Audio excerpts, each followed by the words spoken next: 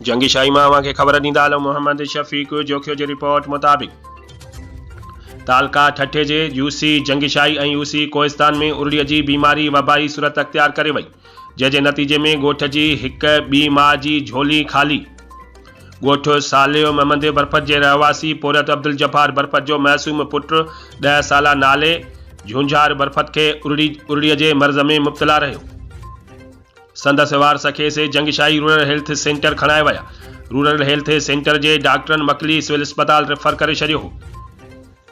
मकली civil अस्पताल जी main gate ते पहुचंदे हुन दम धणीअ हवाले करे छॾियो। अब्दुल जब्बार ऐं सावन बरफत जंगीशाही जे सहाफ़ियुनि सां ॻाल्हाईंदे चयो त असांजे सॼे कोहिस्तान पटीअ में जेकी ॻोठ आहिनि उन्हनि में हर ॿार उरड़ीअ जे मूज़ी बीमारीअ में मुब्तला आहे।